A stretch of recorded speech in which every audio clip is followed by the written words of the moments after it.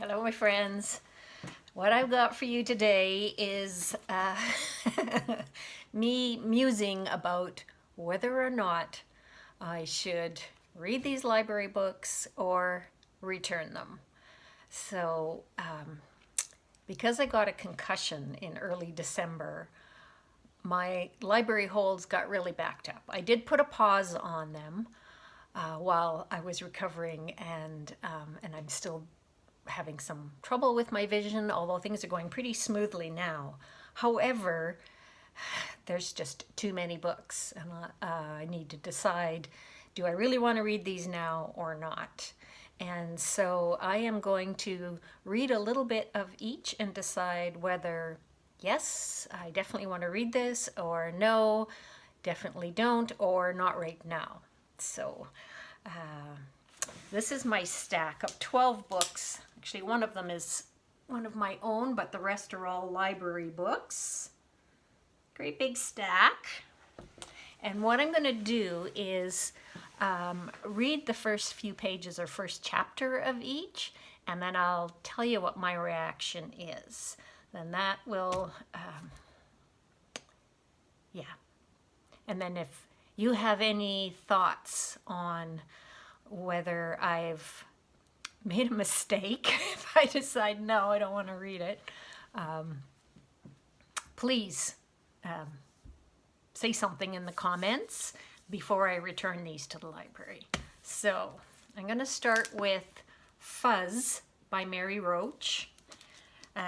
She's an author that I read everything she puts out.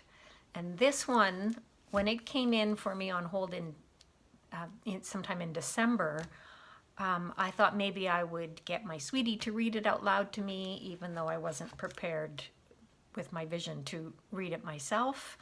And so I've renewed it a couple of times. Well, I'm to the end of, I can't renew it anymore. I think I've got another week. So am I going to read it in the next week or not? Let's see. I like it already.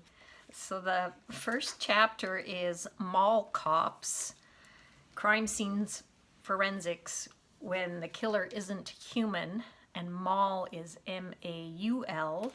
And the first sentence goes, for most of the past century, your odds of being killed by a cougar were about the same as your odds of being killed by a filing cabinet. Snowplows kill twice as many Canadians as grizzly bears do. I really want to read this, but I don't want to have to rush and read it in the next week. So what I'm going to do is I'm going to return this one to the library and get it out again when I have more time to focus on it. Book number 2.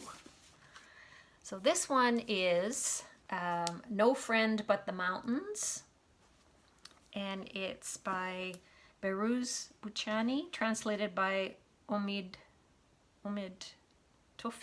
Tofighian. And so I heard about this in an audiobook by Harsha Walia that's called Border and Rule, Global Migration, Capitalism, and the Rise of Racist Nationalism. And Harsha Walia talked about this author and how he was being held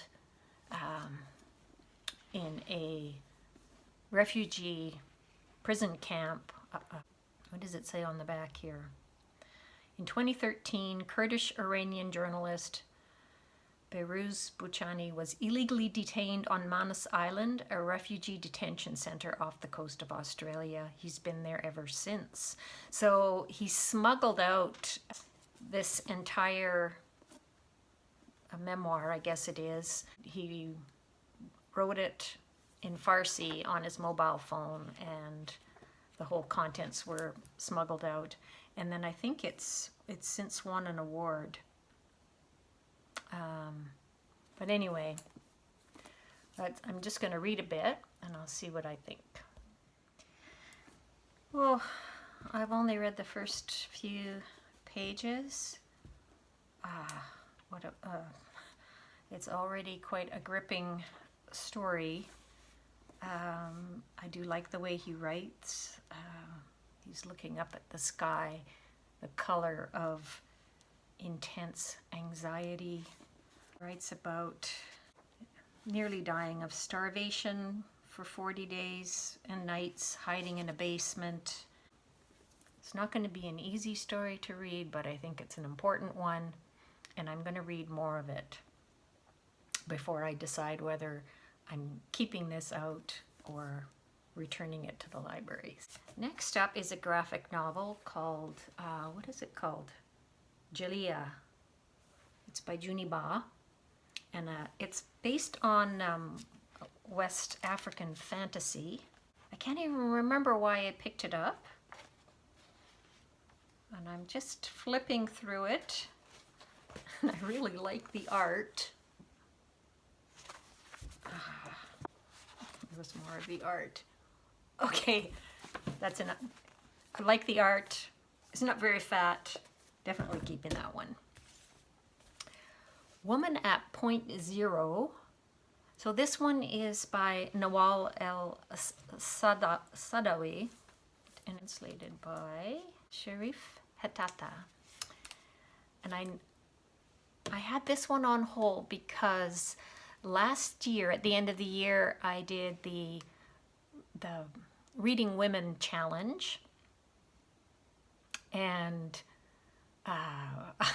I do it in a reverse way. So instead of looking at the challenge prompts at the beginning of the year and then choosing books to fit each one of them, what I do is wait till the end of the year for this type of challenge and then look back and see if my reading was varied enough that I have something that could fit for every challenge. And I actually did a camera flip video about that for Sean the Book Maniac, so it's on his channel. I'll put a link to that in the description below if you're interested.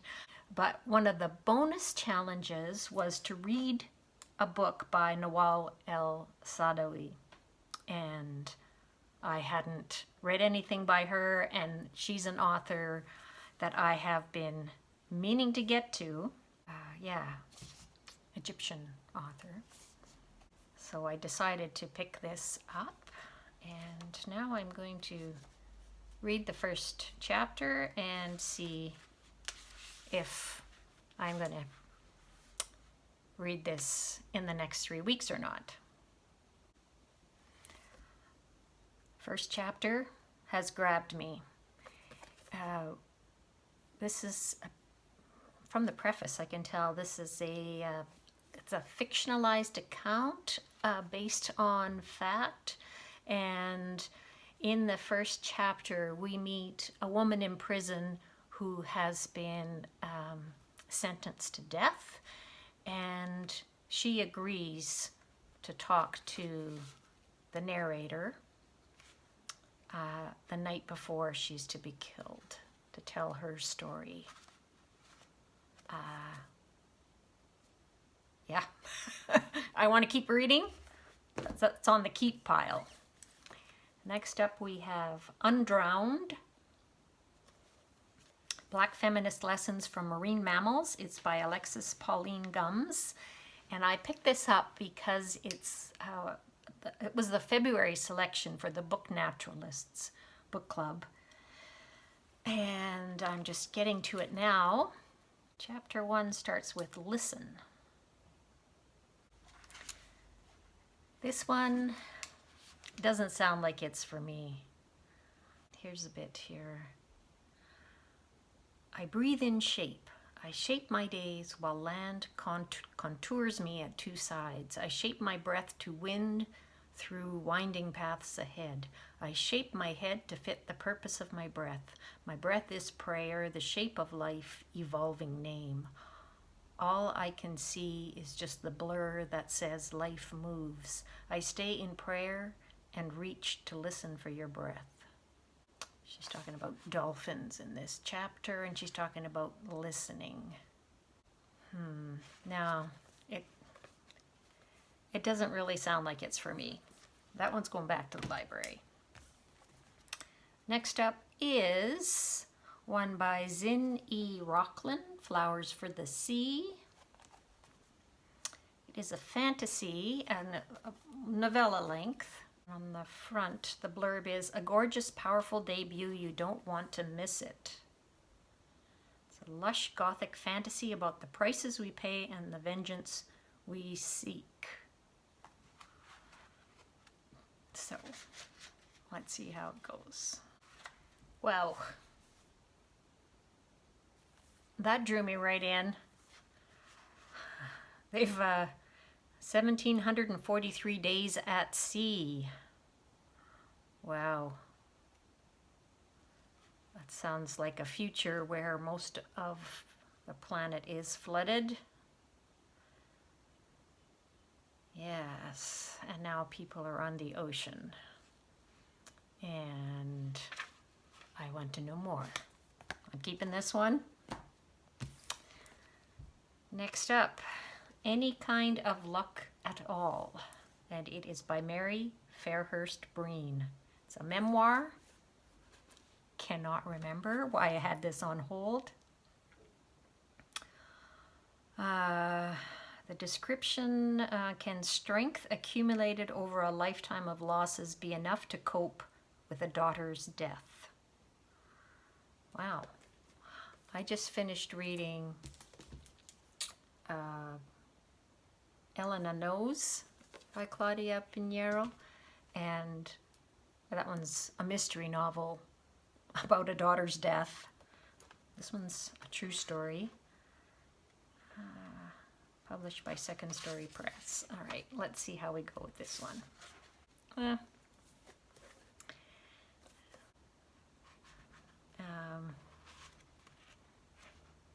Not too, doesn't seem too special to me. Might need to go a little further, but since it hasn't grabbed me, I'm sending that one back to the library. This one, Bom Boy. I picked it up because of the cover. The library had a face-out display. The author's Yewande Omotoso. I flipped over to the back and saw that that she was born in Barbados and grew up in Nigeria with her Nigerian father. And so I thought, okay, what's the writing like? And this clinched it for me. The chapters start with a date, and this one is Friday the 13th of July, 2001. And Friday the 13th of July is my birthday, and I turned 41 that year. I thought, okay, this I got to give this one a chance. So let me just read a little bit of it. The first sentence is, a thing had begun to grow like a tree in Leek Denton's throat. It was the same thing that grew when he was picked for the school play, and it was there when he was later cut from the cast. It was there when girls glanced away as he walked down the corridors, an invisible rash. As the day approached, Leek dreaded turning 9. Jane had mentioned to him that they would have a party to celebrate. This was something that had never happened before. Why? He was helping her in the kitchen. It's a special one, she said, dusting flour off his nose. Last of the 1 digits. Next is 10, 2 numbers instead of 1. All right, I'm liking this. So by the end of the first chapter, I find out that Leek has been adopted. Maybe it's Leke, because it's Lek for short, L-E-K? Yeah, Leke, maybe. Anyway, I want to read more. I'm keeping this one. Wolf Called Wander. This one is by Rosanne Parry. And I picked this up because it was in a Young Reader's Choice Award display. And it's currently in the running. So this is the Pacific Northwest Library Association's Young Reader's Choice Award. I am getting a puppy on Saturday, And I did already read the first little bit, which is why I decided to take it home with me. The first chapter is called Pack, and it's in the voice of a wolf pup. And there's illustrations, and I was already sold. I'm definitely going to read this one. Catherine Applegate, who is a middle grade author that I really enjoy, has a blurb on the top saying, "Don't miss this dazzling tour de force." So, all right. I'm not going to miss that one. I'm going to read that one. Olivia Laing, Everybody, a book about freedom. And I've enjoyed Olivia Laing's fiction and nonfiction in the past.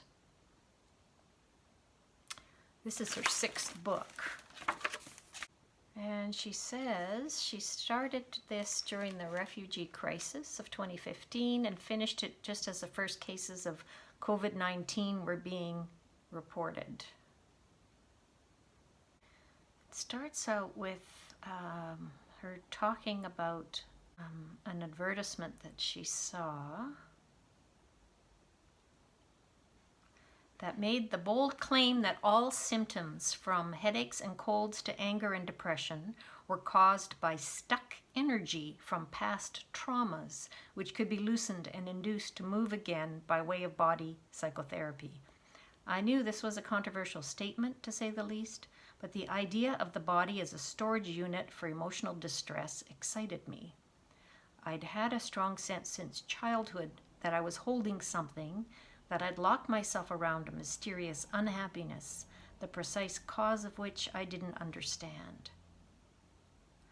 I was so rigid and stiff, I flinched when anyone touched me like a mousetrap going off. Something was stuck, and I wanted nervously to work it free. So she's talking about working with her therapist.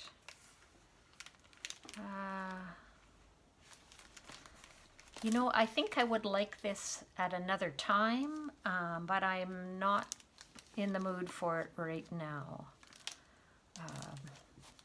The truckers that called themselves the Freedom Convoy, that I call the Crybaby Convoy, kind of have made me have a bit of a distaste for the word freedom. I need to reclaim it, but yeah, I think that this one is going to require too much intellectual engagement for what I'm ready for right now. So that one's going back to the library for future date.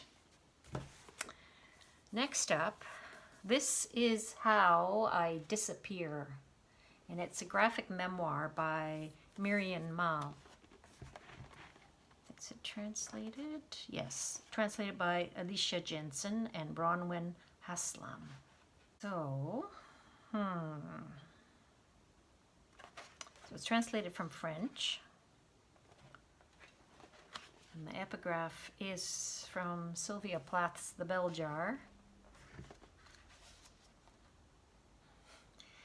And the opening page, the first time I felt like I wanted to die, I was probably like 12, but that time doesn't really count. And we see she is talking to a therapist. I like her art. Very simple, clear line with nice dark blacks. Not a whole lot of text. Oh, some pages have more text, but this actually does look appealing. There's many tears. Yes, lots of crying. I don't know. Well, I'm going to give this more of a chance. I'll read more of it and decide. And the final book, so this is one that I've got on my own shelves that I purchased, Dog Park by Sophie Oksanen. And this one is translated by Owen Weitzman. And Sophie Oksanen is a Estonian-Finnish author, and this story is set partly in Helsinki and I think partly in Ukraine in the early days of its post-Soviet independence. And that was the reason actually why I pulled it off my shelf. I thought, I want to read something about Ukraine right now. So let's see if the first chapter is going to drag me in. Drag me in. Come on, do it. So this chapter is titled Helsinki 2016, and the first sentence is, "Perhaps everything would have gone differently if I'd recognized her immediately and known to flee." Okay. This sounds fantastic. I'm in. All right, so I've got 4 to bring back to the library, and 3 of them I plan to, no, 2 of them I plan to get out at a different time. Fuzz and Everybody, a book about freedom. Well, that helps. So these books are going back to the library in this cute library bag. The last time I was at the library, they were giving them out to everybody because it was the 109th birthday of Edmonton Public Library. So there we go, ready for my next trip. Thanks for sticking with me. If you have anything to say or warnings about any of these that I've decided to keep on my yes, I'm going to read these soon pile, let me know. Meanwhile, happy reading.